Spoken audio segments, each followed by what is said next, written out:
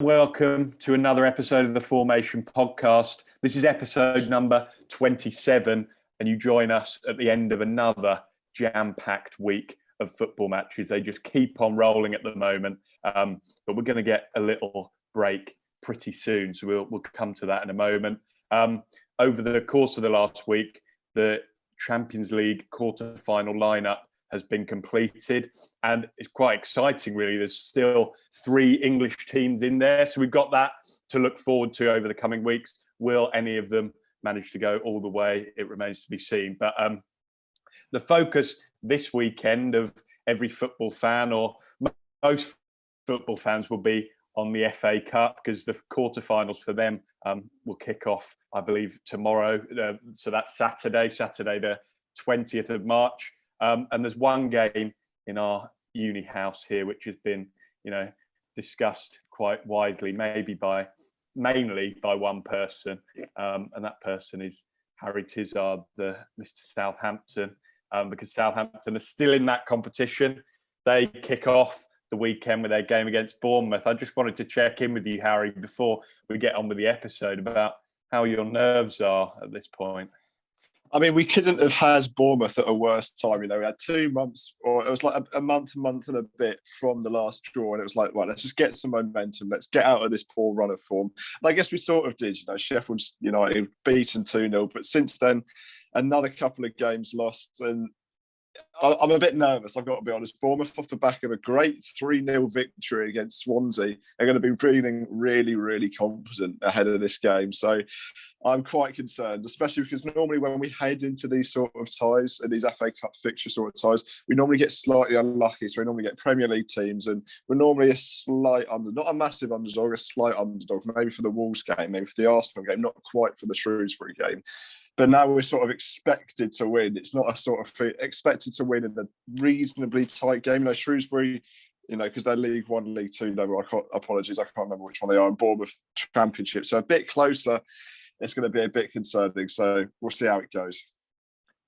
And Sam, Harry has given it the big build-up all week, and I'm almost looking forward to both watching the game and also watching Harry's reaction as it goes through. As he said, very clearly nervous. Would you agree with that? Should be entertaining, shouldn't it? Yeah, it's a big game for Harry, so it'll be good to watch him go through all the elements, as it were, of such an important game in their season, with the Premier League pretty much being, the result of their Premier League season pretty much being decided already.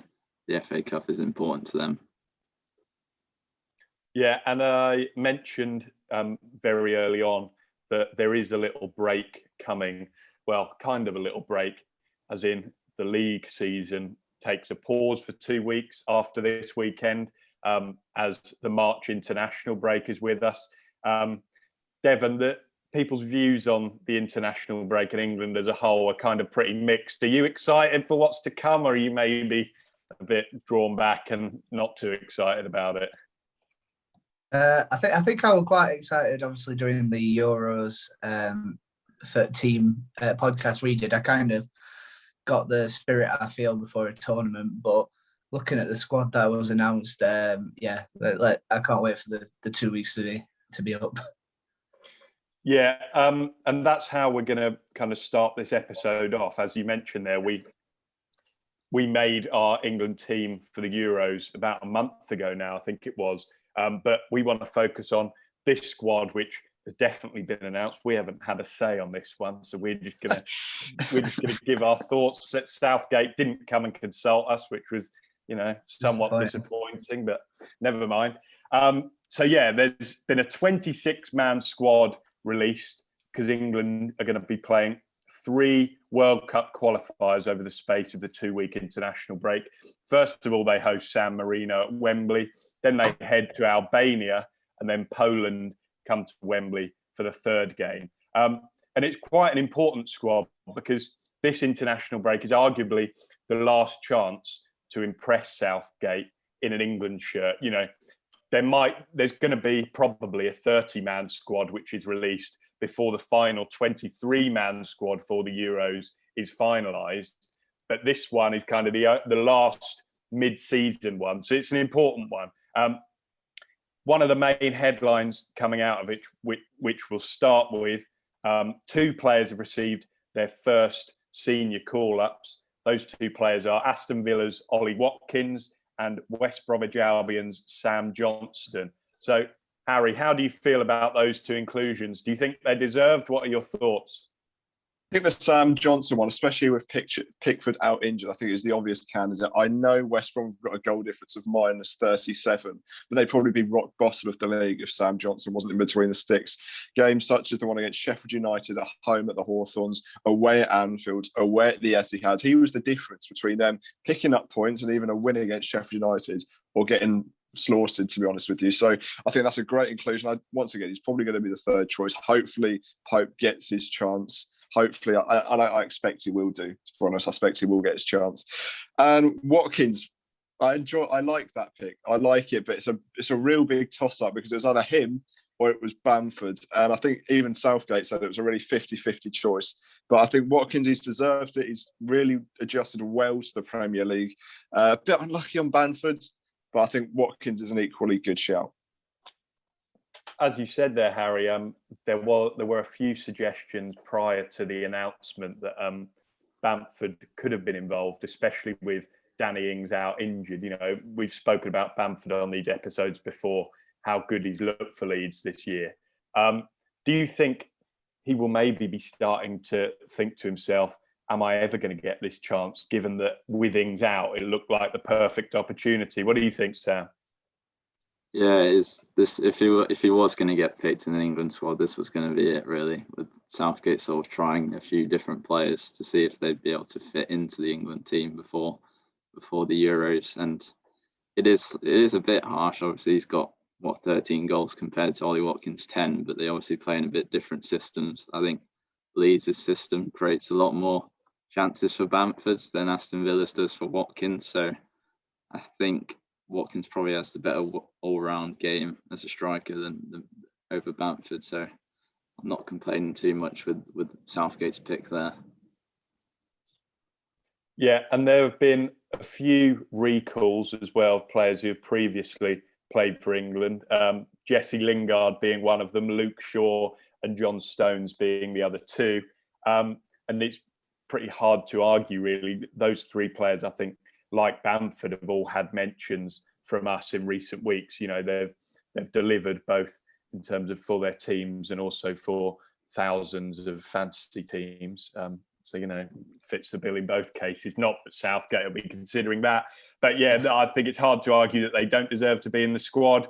But interestingly, there is no place for Trent Alexander-Arnold in this squad. There are 3 other right-backs chosen, Reece James, Kieran Trippier and Kyle Walker. When we did that squad for our Euros, Devon, you were outvoted, I think, in terms of Trent Alexander-Arnold, and he was in our squad, in our 11 for it. So were you still surprised to see that this was the case, even though you were maybe picking someone else?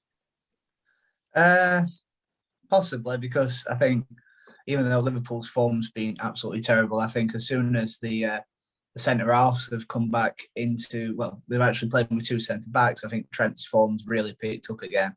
Not in terms of numbers, but, you know, he seems to be playing with a bit more confidence. I feel like it's a strange move to take Trent out and bring in Trippier and have Trippier in there. Obviously, Trippier's 8 years older, has more experience, but maybe he's just there to be that kind of old head in the squad, and really, you know, allowing Reece James to learn off him. But in my opinion, I think we should, even though he's trying a few different players out, we should really be trying to get a couple of players in there. Like if he is trying players out, let Trent come in, see if his form differs or gets better because he's back in the England setup. But I think it's a strange decision for me. When Southgate was asked about it in his presser after the announcement, he said, "I'm certain Trent will play a big part in the future." So do you think, Harry, that maybe we shouldn't be surprised to see a a right back like him be left out purely because Southgate has the ability with so many good right backs that he can just rotate? I think it's two things in particular. I think it's that. I think when you're not on form, I think it is all right to be dropped. Plenty of players have done it in the past, and Southgate's been accustomed to doing it as well. So it shouldn't be too much of a shock. There's also things such as, with the two right backs, with Reece James, with Kieran Trippier, I'd imagine maybe he'll take three right backs. I don't know, but he's got to choose between those two. Because for me, Trent should be on the plane because he is one of the best right backs in the league. But it's also the third thing of we're actually taking left backs this time, meaning there's less space for other players to get in the squad. And look, it's a 26-man squad. He's got to be considering his options because you can only take 23 to the Euros. So he's going to have to cut 3 out the squad overall. So already he's going to have to be seeing who's playing well in training, who's doing well in the matches. I know it's a different situation, this one, because against San Marino, because against Albania, it's a bit troublesome because, you can say you can test out players, but if you're playing for England and you're not in a side that can beat either of those teams, that's a bit concerning. Against Poland, it's a bit more of a challenge because they're a bit more impressive as a side. But the first 2 games, I think any team that should be selected should be winning that game. So it's a bit of a difficult one. To answer your question, I think Trent's certainly part of the long term, but it's just about giving him a rest.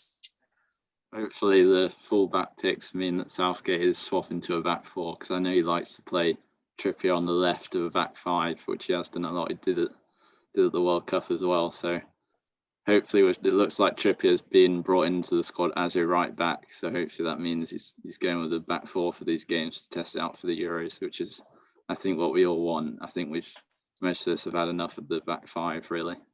Wouldn't it be argued that by bringing the likes of Conor Cody in and having Mings in there, that they might be planning to still stick with the 3 at the back? Maybe, but I think it is important to maybe have a left-footed centre-back. I know Mings is a left foot. I'm not sure about Cody, but maybe. It's just a good idea to have variation in the squads. It's just a good idea to have variation. And by having someone like Conor Cody, who isn't likely to play, you look at the other England players, Ward-Prowse and Jude Bellingham, for example, they're not likely to play. But if there will be a scenario where one of them may be needed, maybe you have 5 minutes left in a game and you need a set piece taker to bang balls into the box to the 2 centre backs. That's when you bring someone like Ward-Prowse on. And maybe if the tournament's not going as well as expected, or we come up against a team that's very, very dangerous in the attack, maybe we do need that 3 centre-back formation. So it's just, when you can only have 23 players in the squad, you need to be able to play different systems and utilise the players you can have. That's why players like Saka, I know we're not talking about him, that's why players like Saka are so important, because they can literally play anywhere on the pitch. And the more players that you have that can do that, the better your squad's going to be. I suppose then, like you said numerous times already, just having that, the few experimental players in there, and maybe one game he'll set up with a back 4, then he'll set up with a back 3. When I saw the Conor Cody pick, I thought, well, he's definitely picked that with a 3 at the back formation in mind, due to, numerous times I've seen Tim Spears and another on our course speak about how when Wolves playing a back 4 and Conor Cody's in there, he looks inept, but when he's in the back 3, he looks solid. So maybe. But likewise, the back 3 probably helps the likes of Harry Maguire be a little bit more coverage there. Yeah, some good points made there. I think it would certainly be interesting if Southgate chose to set up with a back 5 against the worst team in the world, San Marino. Second worst after Sheffield Wednesday's performances recently.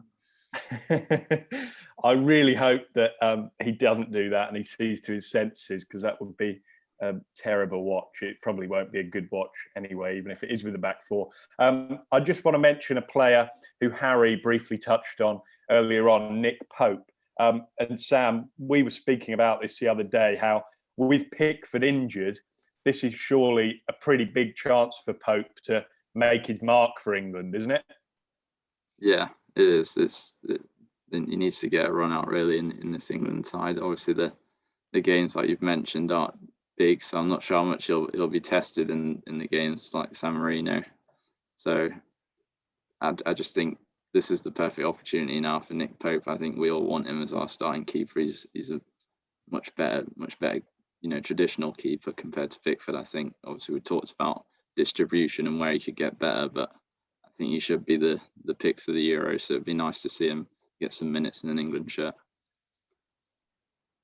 And another player who's had a bit of attention over the last week or so is Jude Bellingham. I think there were question marks over whether, due to quarantine and everything surrounding that, whether he'd be able to come over and join the squad. He has been included in the squad, and I think it's his second England call-up. And I was thinking back when I was making my notes that he didn't even come into discussion when we were picking our team. So does this second consecutive call-up suggest that we were wrong to not consider him, or do you think if he was to go to the Euros, he would maybe only be taken as a backup option? I don't know, because Bellingham recently has been like kind of a shoo-in for Dortmund, and obviously we know the talents of their team, and it's good to see that Southgate is still keeping an eye on them. Obviously, his eye will be on Sancho ultimately, but obviously Sancho's currently, I think, out injured.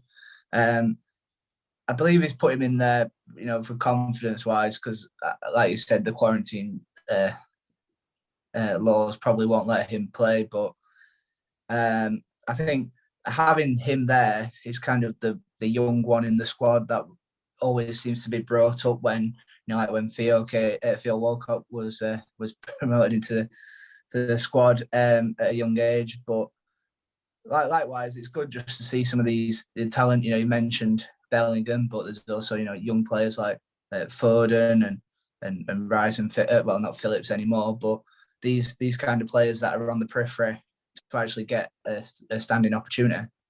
I mean, you might be in the 30 for the Euros, but at 17 years of age, I'm wary of throwing him in too early. I mean, we've seen his talents with Birmingham and Dortmund, but we need to sort of properly, despite their talent, blood them through properly and get them the proper experience before throwing them into an intense tournament situation like the Euros, where we are going to be one of the favourites to win it, I believe. So I'd love to see him play a lot of games in the future, but I don't want to throw him in too quickly. I just wonder if that was in mind then. I don't know how it works. Obviously, we mentioned about the under-21s Euros, and some games taking now. The group stage is taking place next week, and the full tournament, rest of the tournament in summer. Maybe that if you can change your squad, maybe Jude Bellingham will fall into that one for the knockout stages. Should we get through, obviously. Yeah, maybe. Yeah, that would be a good platform for him, I think. Yeah, I think that'll be an interesting one to see develop, as you say, Sam, given just how young he is. I'm trying to think how young was Walcott when he went to his first major tournament? Not very old at all, was he? Had he even made a Premier League appearance? Yeah, I'm not sure he had. I think you might be right. So yeah, but really young. That will be one to keep an eye over. But yeah, there's 3 England games coming up over the next couple of weeks. He's hoping that there's no more bore fests like some of the games earlier in the season, but we can't control that, unfortunately.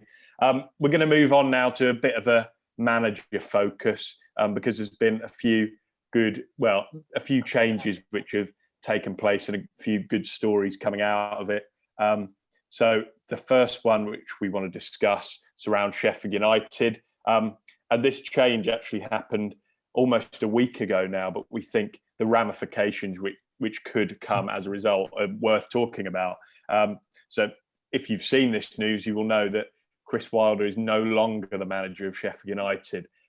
Rumours started to swirl before last weekend, saying that he was going to be sacked. And then a day before the Blades' game against Leicester, the official announcement was made. We'll come on to that game in a few minutes. But the Blades' chances of survival, Devon, have looked pretty slim for several months now. You know, they've been rooted to the bottom of the Premier League.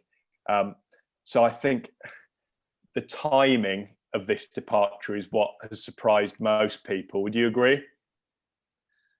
Yeah, I mean, you remember a couple of weeks back there were rumours that he'd walked, but he hadn't. And prior to him leaving, Sheffield United picked up a little bit of form, got a win or two, and performances actually saw a bit of fight and belief in there. But overall, I think it's a strange one because obviously it's mutual consent, but sometimes that can indicate that the chairman's given him a little push if you're reading too much into it. So considering that aspect, I just feel like with where Sheffield United are, they probably the most important thing was keeping Wilder on board for next season and getting, just bouncing straight back up. Whereas now it's all about the pressure of the next person, because anyone that's going to fill that legacy, I mean, 100 points in League One, a successful season back in the Championship, and then promotions the year after, and then obviously last season was such a high until COVID struck, and then that's where the form ultimately took a nosedive.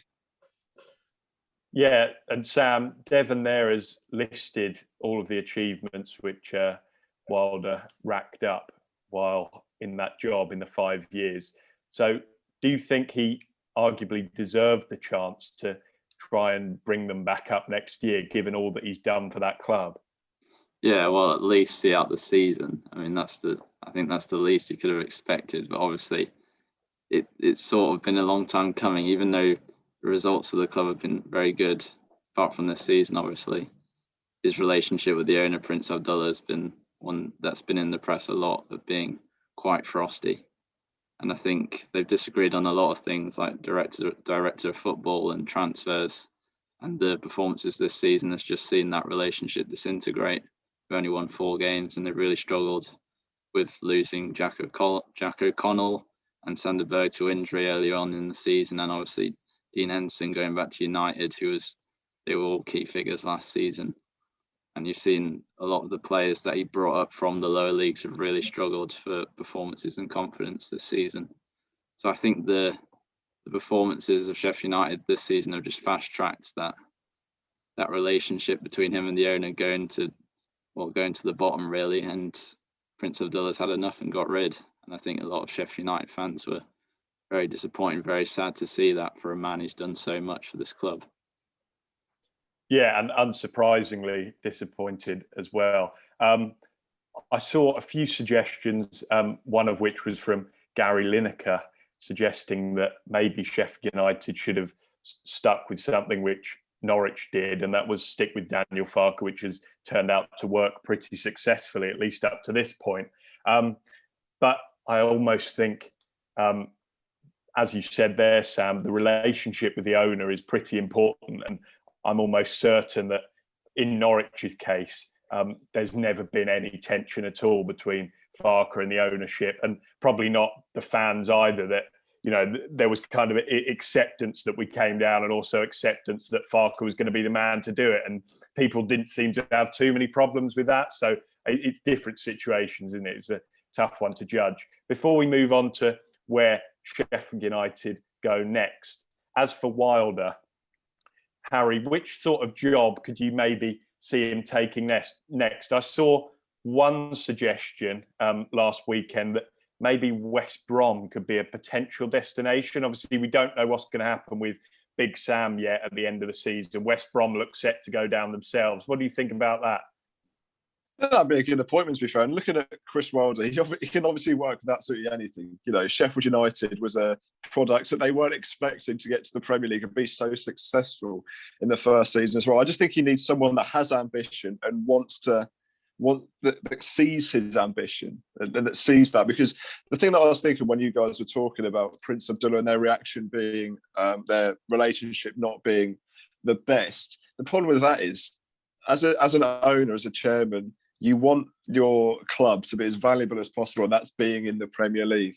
And getting rid of Wilder, no matter what your relationship's like, I know you're going to say you're going to move on to in a second, but I can't see them getting back into the Premier League. anytime soon now. They don't have him because you need players that play for that manager. And Wilder seems like he is that man. He's someone that players want to play for, want to fight for. Like the stats, when you really look at them, are ridiculous. You know, they've never lost more than 3 goals, by more than 3 goals in 227 games, and they've only conceded 5 goals once. You know, that's that sort of fight, that sort of determination, just not to get battered, because there's so many teams that once they concede 2 goals, believe me, I've seen it enough myself. Once they concede 2 goals, they just let it loose, and then they concede 9. But yeah, to answer your question, as long as there's ambition and as long as there's a desire and a philosophy that suits Wilder, and that might be through West Brom, I can see it working out for him. Harry, you didn't need to mention the 9-0 again there. You only said the word. Someone alert the Twitter account. Really I won't make too much of it. It just lives rent free, as they like to say. Fair enough. So I mentioned there the announcement came before the Leicester game. The man who took charge of Sheffield United for that Leicester game was Paul Heckingbottom, the former Barnsley and Leeds manager, and he's been at Sheffield United for, is it a short period, would you say, Devon, for was it the under-23 coach, did you say the other day? Yeah, he I believe anyway, because I think at the start of the season he was appointed as 23s manager for them. Mm-hmm. Yeah, so the former under-23s manager, he's now taken interim charge. That's until the end of the season. Interestingly as well, Jason Tindall, who was recently sacked by Bournemouth, has come in as the interim assistant. But in that game against Leicester, Blades lost 5-0. That was at the King Power. Ian Atcho is in excellent form and he bagged a hat-trick. But a key stat coming out of that was that Wilder never lost by a margin that big as United manager throughout his 5 years in charge. I think, Harry, correct me if I'm wrong, they'd also never lost by 4 goals in any game. Is that right? Never more than 3. They've probably lost by 3 a few times, but yeah. There we go. 227 matches. That kind of shows the impact that him heading out has had. They've only won 4 league games this season so far. So under Heckingbottom and Tindall, Sam, can you see them winning any of their final 9 matches? It'll be tough. I do feel for him, really, because being a caretaker is a thankless job, as we've seen a lot down the years. And with Sheffield United in the state that they're in, very low on confidence, it's going to be hard to get a reaction out of them. I think the players would have been shocked as well to have seen Wilder gone, knowing what he's done for a lot of their careers. So it's going to be very difficult for them. And it's also depressingly poetic if you're a Sheffield United fan to see, like you mentioned, not conceded 4 or 5 in any games under Wilder. In their first game, they conceded 5. So just a sign of things to come, unfortunately, I think. Mm-hmm. And this weekend, we've already mentioned the FA Cup with Southampton playing in it. Sheffield United are still in that competition. Their quarter-final this weekend is at Stamford Bridge, where they'll face Chelsea. Devon, do you think they've got any hope there, or do you just think they're heading out of that? Maybe avoiding any of the bigger teams. Maybe they could have sparked some reaction and said, let's do it for Chris. Let's go on and do something, for the fans. But I mean, I think we've seen Tuchel's Chelsea have been unstoppable recently, and I mean, I can just see him getting steamrolled personally, unless somehow it's a great defensive performance with the one centre half and a right back and a left midfielder are kind of in that back three with their injuries they've got currently. But yeah, I can't see there being any reaction. If there was a reaction, we might have seen that on Sunday. Yeah, I can't see Sheffield United progressing. Yeah, several sources have suggested over the last few days that the club are set to change to a new structure in the summer, because obviously we don't know who the new man is going to be yet, whether it is Heckingbottom or someone else. So they're looking likely to change to bringing in a director of football who would come in and control the transfer activity, which is a system that a lot of clubs have changed to. Some have had great success with it, some haven't. Harry, you mentioned earlier about their chances of bouncing straight back up. Do you think this change of structure sounds logical in terms of their plan to do that? It depends who they bring in, because you can't bring in a manager that wants to deal with transfers if they can't choose their own transfers. A lot of managers these days, they're not too fussed. They just go, right, can I have a player that's got this quality, that quality, and this quality? And the director of football will go out and give them 3 options or whatever, and they'll go, yeah, right, I want that one. So they've got to have a manager that's quite relaxed in terms of that and just wants to focus on the squad and the philosophy of the squad, because that's the main thing. You need players that have the minerals that you want in players. So looking at who's going to come in, I've got absolutely no idea. There's not a lot of managers out there that I can think he'll be a perfect fit. You could only do this with Wilder gone now, because he was very much against the director of football, because he wanted to have a lot of control, and that's where him and Prince Abdullah had a lot of disagreements. But I think one interesting thing with them going back into the Championship is Ryan Brewster, who they brought in for over £20 million in October, and he's not even got a goal yet. So, and he did really well with Swansea in his loan spell there. So it'll be interesting to see whoever comes in, whether they can get those performances out of him, as he was a highly rated teenager coming out of Liverpool, and his career's at a standstill now at Sheffield United. So it'll be interesting to see what he does next. McBurney, of course, being another player who Blade signed, and he maybe hasn't lived up to what they will have hoped. And McBurney has a past in the Championship of a good scoring record. So as you say, Sam, that should be interesting. Devon, in terms of his replacement, before we move on, are there any names which you've seen thrown around which you could maybe see coming to fruition? I just wanted to, before I go into that, I just wanted to make a point that obviously Wilder had all the control of the transfers and stuff like that, but his record of who he brought in over the last few years has been abysmal, albeit within the budget. I feel like players they've not like, even when they brought in Sander Berge, it was like great player, wrong team, because they were kind of. I mean, I think we talked about it for the first couple of months. He just looked like he just lost. And then eventually when the restart happened, he seemed to get a little bit of form. I remember that game against Tottenham where I think he scored, but he had a fantastic performance, and people were comparing him and Ndombele that game. And the person coming in with that director of football's kind of, you need that fine line between a yes man and somebody that's going to take a bit of ruthlessness. I mean, the good thing about Wilder was how robust he was and how demanding, and how his players lived up to that demand and really emphasised work rate and what it meant to play for the club. The only person I'd say is that, like I've said, the next appointment is vital. They get that wrong, they're going to be languishing in the Championship and maybe joining us in League One in a couple of years' time. I think the logical choice of someone that had built on a smaller budget before, well, albeit if you gave him a bigger one, he ruined it at Bournemouth. But with Tindall going in, I'd say Eddie Howe potentially. But other names have been mentioned, like Slaven Bilic wouldn't be a bad shout, but he probably needs that one. But you don't want to see him go backwards with someone like Neil Lennon, like Steve Bruce or Mark Hughes. So we've spoken about Wilder in fair detail. We're now going to move on to some other managerial changes which have taken place recently. The first one we want to speak about surrounds Lee Bowyer.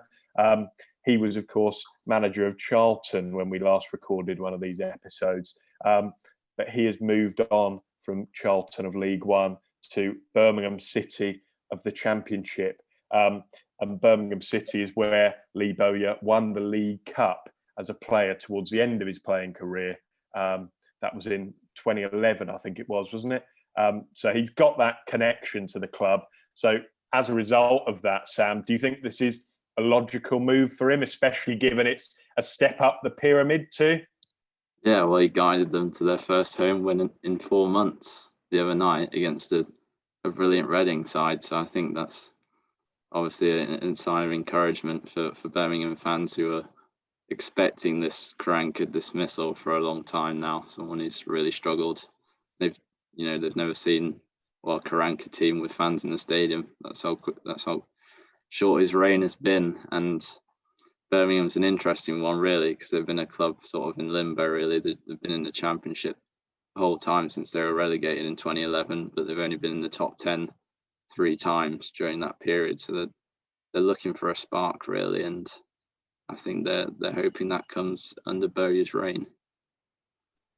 Yeah, as you say there, that win the other night was pretty impressive to come in after, I think, only around a day or two in the job. And, he was straight into that dugout and making his mark with that win. So they're now 6 points clear of Rotherham, who are in the final, in 20 seconds in the final relegation spot. But at the time of recording, Rotherham have 4 games in hand. So Birmingham are far from safe yet. And obviously Wednesday and Wycombe below them might still think they've got a glimmer of hope to do it, but that remains to be seen. Harry, how important do you think it is that, having got that first win under their belts, that Birmingham try and take advantage of, the dead cat bounce that often comes with a new manager? It's going to be difficult. It's certainly going to be difficult because they've got Watford, Swansea, and Brentford in their next 3. So to be fair, Bowyer couldn't really come in a more difficult time, especially because Reading also in the top 6 at the time of speaking. So it's important because, like you said, Rotherham have got those 4 games in charge. So Birmingham have got to make the most of this small period, because I saw almost every team has this periods where new manager comes through the door, because everyone wants to impress him. Everyone in the squads knows, players that are maybe sidelined by Karanka, they're back in it. They've got a chance again to prove to someone else, a fresh coaching staff, they should be in the starting 11. And because of their position in the table, there's no reason that they should think they're not deserving of that place, because the team that was playing before wasn't that successful at all, as you previously said. So it is vital for Birmingham that they make the most of this small period, because I think if they pick any points up in the next 3, they're free hits for from Birmingham's point of view, because they're not games they're even slightly expected to win. So any sort of momentum they can get in the next 3, fantastic for them. And you mentioned there, Harry, just how difficult those games look on paper. But could you say that in a way Birmingham should go into them with kind of no fear, because having beaten Reading already, who are also up there in terms of the teams pushing for promotion, they've already proved that they can cut it against the big boys if they can perform? Games where you have absolutely no expectation, normally people do better, because they're not pressurised by we're expected to win this, we need to play this exact system, we need to do this, we need to do that. It's sort of like, the manager doesn't say this, but it's sort of like, just go out there and just play with absolute freedom. Play because if you lose, no one's expecting you to win. And that's the sort of, like I said, that's the mentality they've got to go in it with. Yeah, so I think Birmingham have got around 10 games left. So in terms of how they got on for the rest of the season, it remains to be seen. But Bowyer's come in and had a good start, but he's left behind Charlton Athletic in League One. And the man who's come in to replace him is Nigel Adkins, who's had a couple of years out of the game since leaving Hull City in June 2019. He didn't leave there after a relegation or anything like that. They just came to the end of his contract and it wasn't renewed. So Adkins back in the game. Devon, what are your thoughts on this appointment? It's a Jesse Lingard situation again.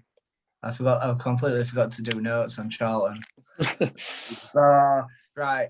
I think from looking at the League One table for Pompey, I think that Charlton are around 6, just on either on the periphery of the playoffs. So I think obviously Bowyer had done a good job to kind of being there, and Bowyer, obviously the bad ownership that Charlton had. I don't know what the situation is there now, but previously that was kind of the net that was holding Bowyer back with that Charlton side. Now, who I should say were quite unlucky, I believe, not to be in the Championship, seeing as we probably should have got our points deduction last season instead of this season.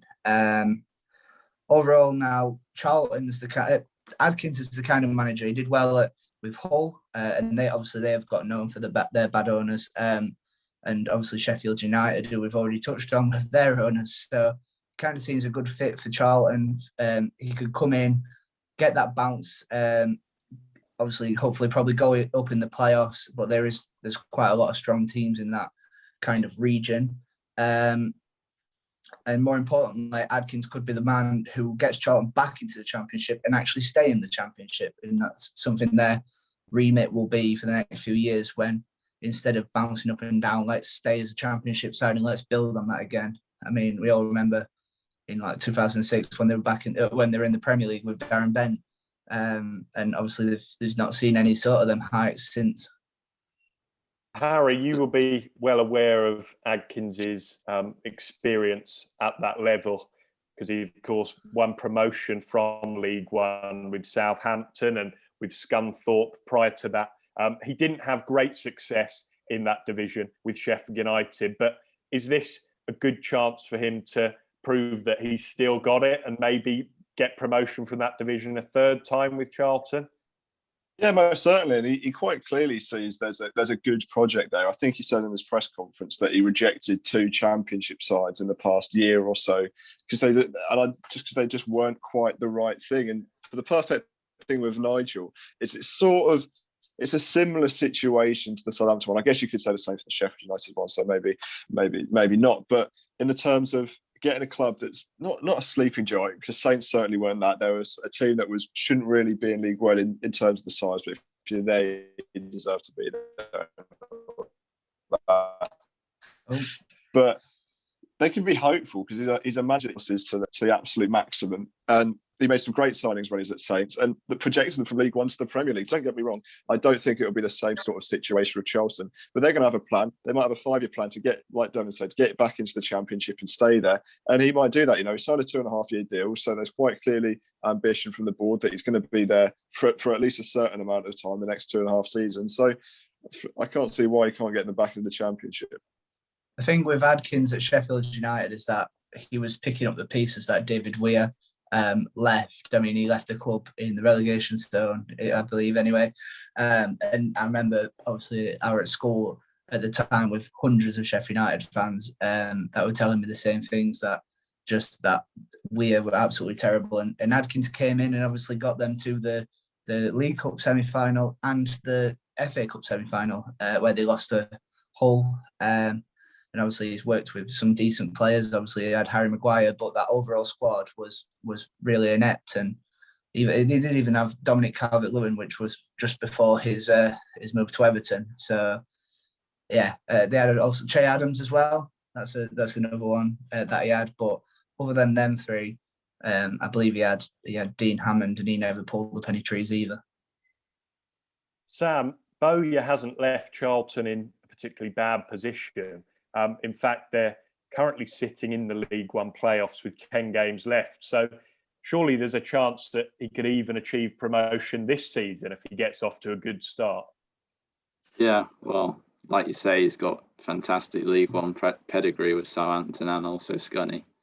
So it's really the perfect league, perfect situation almost for him to come into. Obviously, Charlton have had their issues with the ownership, especially last season, but I think they do have a concrete owner now, so they'll be looking to bring Adkins in. Like I say, he's got a fantastic pedigree, and I think he does have a chance, like you guys have said. Yeah, before we move on to chat about our last managerial change before the quiz, I just want to say I hope Nigel Adkins carries on with those many Twitter videos in the morning. always wake me up and get me ready for the day. So please, Nigel, if you're watching, keep those going. But yeah, Portsmouth have also made a change this week. Well, they're set to bring in their new manager. In fact, by the time this one goes out, he might have already been appointed. But Kenny Jackett is the man who's gone out of the door because Pompey have been on a very poor run in recent weeks. And their penalty defeat to Salford last weekend in the Papa John's Trophy final. That was last season's Papa John's Trophy final, but still it was played last weekend for some reason. It's taken all this time. That was the final straw for Jackett. Harry, the first thing I heard of this news was from you, because I heard you downstairs. You were almost moaning about seeing it as a Saints fan. But how disappointed were you to hear this news? Well, when the Portsmouth fans themselves are delighted about a manager leaving, you can sort of tell where it was going. You know, the last 3 seasons, I think they were quite unimpressed by the dull style of football. It wasn't progressive. I don't think Kenny Jackett, for me personally, is a long-term manager, and I think they saw that as well. And it was just that slow sort of thing of, yes, they'd get in the top 6 every season. Maybe not this year because they're 10th, but they can still overtake Charlton with the games in hand. So if they win if Danny Cowley starts well, they can get straight back into the playoffs with the 2 games that they've got. But yeah, it was quite enjoyable because you could sort of see the Salford loss coming because they're in a horrendous spell of form, and now Cowley's got a great chance to turn it around because once again, he's not got a bad squad of players there. Players like John Marquis are perfect for that level of football. Maybe even next season might take the step up. So he's got a good little foundation there, especially because Portsmouth are quite a big club for that sort of level, especially when the fans do get back in the stadium, whenever that will be. As for Cowley and his brother, they took the step up to the Championship in their last job with Huddersfield, which eventually they were probably harshly sacked from there. So, Sam, do you think this job will suit them? As Harry's mentioned there, Pompey for League One are a pretty big club, aren't they? They are, and when Jackett was brought in, promotion to the Championship was always the aim, and they always sort of almost got there. They obviously lost in the playoffs to Sunderland and Oxford in the past 2 seasons, so they are an almost team really in that league. They just need that final push, and I think the Cowleys have definitely got the pedigree to do that with what they did with Lincoln, when going up in style with Lincoln, really winning the National League title and also the League Two title and an EFL trophy on the way. So they've, and like you say, they were probably unfairly sacked from Huddersfield, even though they ended up just 3 points above the relegation zone to finish the season.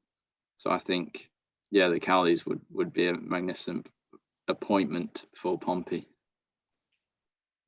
And I saw an interesting little snippet yesterday from Jonty Coleman, who used to be on the course at the university where we are now at. He now covers Portsmouth every day for Hampshire Live.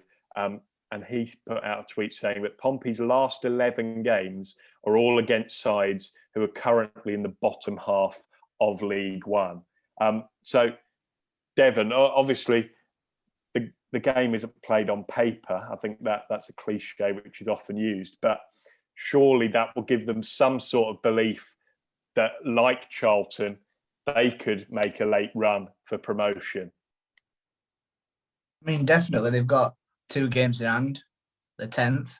They're only 3 points off the 6th, which I believe now is Nigel Adkins as Charlton. So they've definitely got enough time to catch up with those teams. It's just if they get a good start and a good run at it, they'll definitely get on there. But I think, considering the strength in that top 6, I feel like that maybe promotion this year might be a little bit of a stretch. Next season, however, they could have that effect, the bounce back, where they can bring in a couple of their own players and really stamp their authority and repeat what they was trying to do at Lincoln.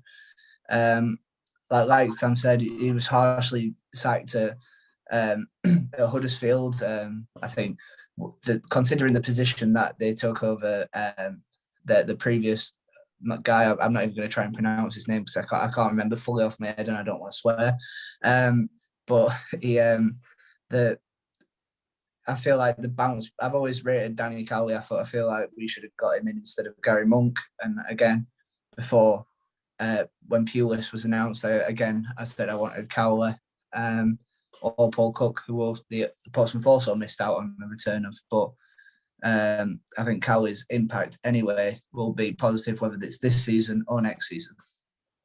Yeah, I think, sorry to interrupt, George, but I think especially it's important to get a manager in, even if they're not going to get promoted. Like, I look at it, it's Charlton the same way. They are 6th at the moment, but there's 5 teams between 7th and 13th that have got games in hand that they can overtake them with if they win both. But it's important for managers, because a lot of people say, why don't you just leave to the end of the season? This might happen. When you get physical games to see the players in action, you can go, do you know what? I'm not a fan of this player. No, I like this player. And you can sort of weed out the players that you want and don't want before the end of the season. So when that transfer window opens, you can go, well, I want him out, and I want him out, and these are the positions that I need. So it's a good time to get rid of managers, I feel, because there's not a lot of pressure on them to get into the playoffs, but they can sort of judge the right players in their team and which ones they want to keep. Yeah, I think that's a good point, Harry, and you would like to think that Cowley would have accepted that job with a bit of assurance that he's going to be afforded more time after this season, and that expectation probably isn't here for this season. But that kind of rounds off that section of the pod. All that is left for this week is, of course, Sam's quiz. So, Sam, over to you. What have we got to answer questions on this week? I'm not sure it went too well last week, so hopefully more points are scored this time around. It was sort of a quick turn. I won that, George, so I'll take that comment back. It was sort of a quick turnover for this, so I've not had too much time to think about my questions. But Sam's really keeping us waiting with this one. With the England squad, I thought we got Watkins and Johnston potentially making their first appearances, and they, for the time being at least, will be joining an exclusive club if they do, and that's the One Cap Wonders. So I've got sort of a who am I style quiz of I like that. one I cap. like the sound of that. Players with one England cap. Sam was telling me before we recorded that this was going to be easy, but that doesn't sound to me. I suppose it depends on what the clues are. Yeah. And it depends what he told you beforehand as well. Nothing was said regarding the answers. Where was this brown envelope? Oh dear. Go on, Sam. Okay. Number 1. I'm currently playing for Tranmere Rovers in League 2. My longest and best spell of my career was at Leicester City, where I made over 150 appearances. In my only England cap, I famously robbed a goal off Jermaine Defoe. Got it. Those are the... Yeah, I think I've got this one. Oh, why you put me under pressure already? That's one of the more notable. No, don't say that, man. just because it was such a good goal from that one appearance. I don't remember the goal, but I think one of the other clues. No, it's absolutely. I don't know how he scored from the position where it were. Sam, what's number 2? Number 2, I started my career at Gillingham before moving to Wolves. I've made just over 400 appearances in my career spanning 18 years, but only 49 in the last 6 years. I was the first Wolves player to be capped since 1990 when I was picked in 2011. Oh, got it.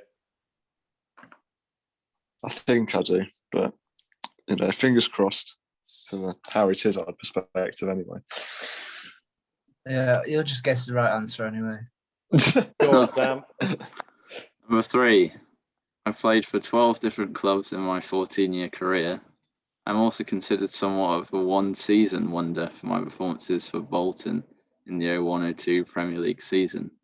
However, I failed to score for the rest of the season after my England debut in February 2002. Oh, God. That's tough. But what was the first clue? I played for 12 different clubs in my 14-year career. That's the stump, that. The 12 different clubs. So the player that I'm thinking of, I don't know if he plays for 12 different teams, but it's the only player that I can think of. So we'll go with it. I'm not sure I can name any Bolton players from that era, to be honest. Well, that are English, you mean? Well, oh no, because no idea. Plus, I'm thinking of might be a bit too. Did even Campo have an appearance for England before Spain? Oh, I'm worried it's going to be really obvious, but we'll move on anyway. Go on, Sam. We shall see. Number 4, I played for 3 different current Premier League teams as a youth player.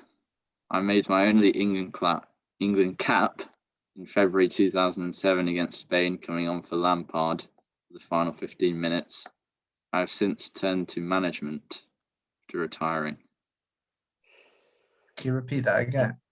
3 Prem clubs. I played for 3 different current Prem clubs as a youth player. I made my only England cap. I keep saying cap. February 2007 against Spain, coming on for Lampard for the final 15 minutes. I've since turned to management after. Tough. I think I've watched something about, not watched something about this, but like it's coming to mind, someone talking about this, but I can't. I've just It's guessed, not. but I think It's not. I think he's got more than one appearance. I think his name's like Steven Gerrard or something. Current manager. Oh my Yeah, I think he goodness. just got a couple more after. Do you know? Because he might not have. I honestly, no one came to mind, and I feel embarrassed by that because I know that it's going to be a really obvious Because person. the first two seem quite easy. I'm gonna just out. I'm gonna take a real punt, but I don't think he played for England at all. I might be wrong, but Okay. what's number 5, Sam? Number Is this 5. the last one? Yes. I'm a Premier League champion and Golden Boot winner. Some of my clubs include Chelsea, Birmingham and Villa. I had a fallout with then England manager Glenn Hoddle, which ended my England career before it really started. Can you say that again? I'm a Premier League champion and Golden Boot winner. Some of my clubs include Chelsea, Birmingham and Aston Villa. I had a fallout with then England manager Glenn Hoddle, which ended my England career. Really started. Chelsea, Birmingham and Villa. Yeah. Oh my I'm God. thinking of someone, but I think a more noticeable club Sam would have mentioned if this player is this player, if that makes sense. So I'm trying to think. Golden Boot winner. That's what I mean. I'm stumped. I Some feel of my so clubs, embarrassed. not the only clubs he's played for. I know, but I think unless you purposely went for the non-big ones, if that makes sense, as in like the non-obvious ones. I can't say that. I don't think the person that I've written down played for one of the clubs, but No, same here. I don't know. You might as well. I might as well write it down just in case. And he seems like a. Could I request for number 3 again or not? Yes. I think that's the one that stumped everyone. I played for 12 different clubs in my 14-year career. I'm also considered somewhat of a one-season wonder for my performances for Bolton in the 01-02 Premier League season. However, I failed to score for the rest of that season after my debut for England in February 2002. Chelsea, Birmingham and Villa. I just find it outrageous that he was a top goal scorer of the Premier League and a winner of it, and only got one cap. That's the thing that's stumping me. Like, surely it must be slightly obvious because you remember the top goal scorer from each season. I guess it might have been ages ago. It might not have been ages ago. But yeah, we'll go with that. Yeah, well, we'll have to go, Sam. I've got nothing for the number 5 at the moment. Maybe I'll think of something as we go down, but I don't think I will, to be honest. I don't know whether to read them out again. Do I just do the answers? You can just give the numbers if you want. Just do the answer. All right. Question number 1, George. What have you got? I'm pretty confident on this one. David Nugent. Harry, what have you got? I wasn't sure, so I went James Vaughan. I don't even know if he's English. I didn't know that David Nugent's playing for Charlton. To be honest with you. Yeah, I went for Nugent. Darn it. It was David Nugent. Smashing it on the line. He's the one person that comes to mind when it's a one-cap wonder. And sadly, it wasn't for that one. Ones, for that goal. Yeah. Number 2. What have you got, Harry? For question number 2. I went for Matt Jarvis. Matt Jarvis. Number 2. Devon. I also went for Matt Jarvis. Matt Jarvis. George. Yeah, he's probably somewhere on a physio bench at the moment. Matt Jarvis. I believe he's at Woking at the moment. But yeah, it's Matt Jarvis. Trez. Number 3.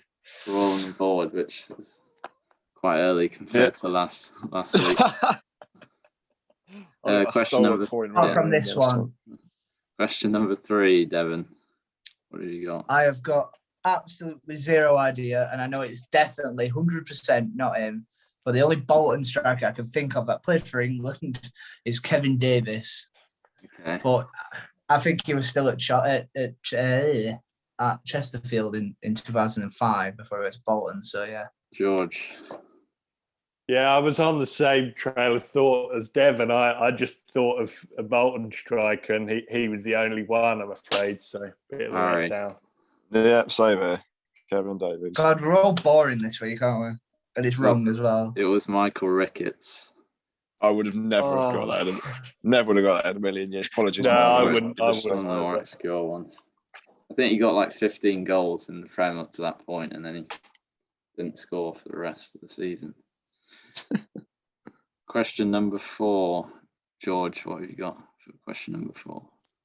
I've got Joey Barton, and I really don't think he's Barton, but he's just that might be a shout, you know. Evan, what have you got? I've gone for Scotty P. Scott Parker before any hashtag fans start. Win on one. You have to clarify that in this day and age. Once again, I had no idea. So I went Jamie O'Hara. Jamie O'Hara. I wasn't sure. George has got it. Joey Barton. Of course he does. Yes, I can't believe that. Good answer, George. Wow. Okay. I didn't think he played for England, to be honest, but right, he had 15 minutes as an England player. So there you go. No, Joey Barton named. Wasn't Joey Barton in a midfield with Carlton Palmer as the worst ever England 11? If anyone remembers that programme. Yeah, that before like the 2010 World Cup or something. Yeah, it always got repeated on BBC Three before it went online. That is brilliant. I will drink to Joey Barton tonight. Taking the lead for the final question. Devon, number 5, what you got? Took a punt. Scott Sinclair. Okay. Harry? That's wrong then, I think, Sam. Oh, for mine, I thought you would have said Sunderland, but I put Kevin Phillips anyway, so I had absolutely no idea. George?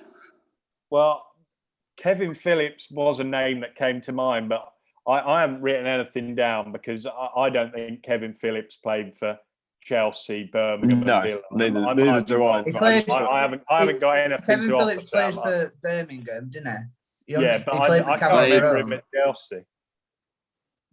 He played for those 3 clubs, but he also played for Norwich, Blackburn, and Celtic. It was Chris Sutton. I'm not gonna lie to you. I'm not going to lie to you. He was in my head, but I thought George would have got that straight down on his paper if it was him, because he didn't know. I purposely omitted those clubs because I thought he might have. His uncertainty makes me think otherwise, but I can't say it was ever a serious thought in my head. So. Yeah. If you'd have said the worst pundit ever on TV and radio, then I'd have got that straight away. No, he's controversial. He makes for good viewing, I think. No, he isn't. We'll agree to disagree. Get off my screen. I have to say, Sam, I'm a bit disappointed I didn't get the Chris Sutton one, to be honest, but he really didn't come to mind. I really enjoyed that. I like the Who Am I's. That was a good round, Sam, but I think you expected it to be easier, didn't you? I don't know. It's hard to say when you know the answer, isn't it? So. Harry does when he guesses. How are the standings looking after that? Not good for me. You've won this week, George. So you've got a 4-point gap again to Devon. You've got 34. Devon's got 30. Harry's got 27. There we go. Well, a very good round, I have to say. Kudos to you. But that is where we will end this week's episode, of course. Thank you for joining us. It might be an international break next week, but we will still be doing an episode. So keep an eye out for that. You can find us on Twitter, of course, at _Fourmation, Facebook as well. I say these every week. So if you've watched before and you're not following us over there by now, then what are you playing at? But yeah, we will see you next week. Comment Are you down sure below. you don't want to serenade the Wi-Fi again, George? No, we've still got a bit of time. I can see on the Zoom call there's 5 minutes left, so I'm just going to relax. I don't need to rush it this time, but I've said all I need to say. I think we've all said all we need to say, so that will be that, and we will see you next time.